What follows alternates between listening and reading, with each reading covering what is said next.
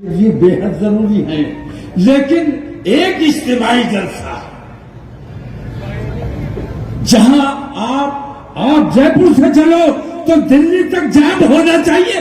इस अंदाज में अगर निकलोगे तो तुम्हारी सुनी जाएगी।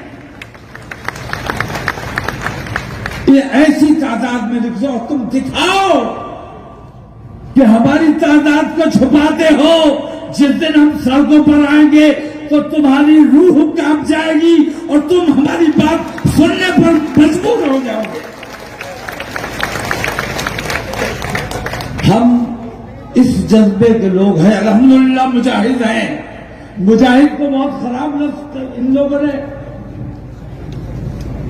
हर शख्स मुजाहिद है, हर शख्स मुजाहिद है। अल्हम्दुलिल्लाह हम स्ट्रगलर हैं अपने मजहब के लिए, अपने मुल्क के लिए, अपने मुल्क के लिए जद्दोजहद करते हैं।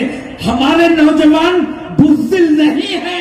ये बात मैंने बार बार कही है कि हमारे उलमा ने, हमारे दानिशवरों ने, हमारे कायदीन ने अपने नौजवानों को कंट्रोल करके रखा है। जिस दिन ये नौजवान हमारे कंट्रोल से बाहर हो गए तो तुम्हारे बस की बात नहीं है कि इनको कब्जे में कर सको।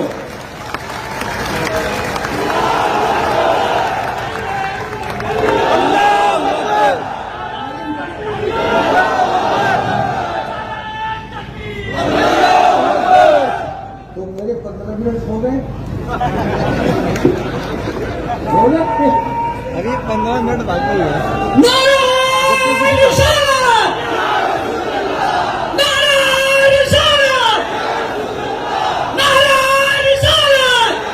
या रसूलल्लाह, अब मैं आपको दावत देने के लिए आया हूं। औकाफ की भी बात होगी और एक बात का और एहसास करा दूं आपको, आप खासतौर से तवज्जो दें। मेरी बहुत सी बातों पे लोगों ने तवज्जो नहीं दी। बहुत सी बातें ऐसी हुई जो मैंने कब्ल वक्त की, लोगों की समझ में नहीं आया।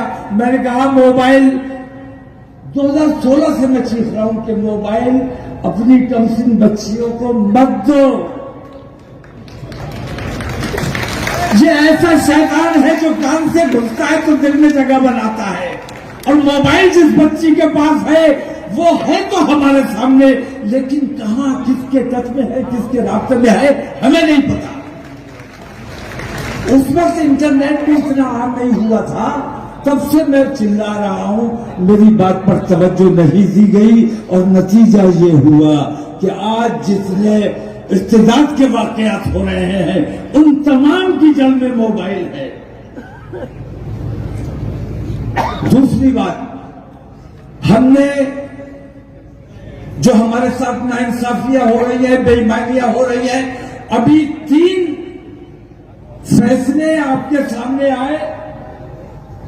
उत्तर प्रदेश सरकार ने जो बुलडोजर चलाए, हिंदुस्तान में जो बुलडोजर चलाए गए, उन बुलडोजर चलाने वालों को, जिनके घर पे बुलडोजर चले, उनको 25-25 लाख मुआवजा देने का पाबंद किया गया है।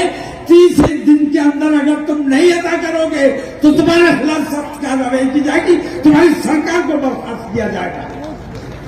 बुलडोजर चलाओगे, अपने देश में बुलडोजर चलाता है, बिल्डिंग ने कोई जुर्म नहीं किया, तू अपने देश की बिल्डिंग पे बुलडोजर चला रहा है, तू अपने देश का दुश्मन है।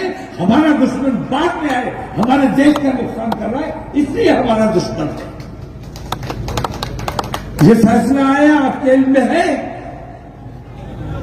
फैसला आया, मजारिस के हवाले से फैसला आया, बहुत मुनासिब फैसला आया, इंसाफ हुआ। मुस्लिम यूनिवर्सिटी के हवाले से फैसला आया, हमेशा अटका के रखा गया, फैसला आ गया, माइनॉरिटी किरदार बहाल कर दिया गया इंशाअल्लाह। तो ये जो फैसले आए हैं, मैं आपको ये एहसास कराना चाहता हूं कि जब हमने ये कहा कि मुल्क में जो नाइंसाफियां हो रही है, बेईमानियां हो रही है, अदालतों में जो झूठे फैसले किए जा रहे हैं, बेईमानियों के फैसले किए जा रहे हैं, हम थक चुके हैं, अब बर्दाश्त नहीं हो रहा है। हम ऊपरी अदालत में जाएंगे, इंटरनेशनल कोर्ट ऑफ जस्टिस में हम जाकर अपील करेंगे कि हिंदुस्तानी मुसलमानों के साथ ये जुल्म और ये ज्यादती हो रहा है। हमें अपन कोर्ट में अपील करनी चाहिए कि नहीं करनी चाहिए?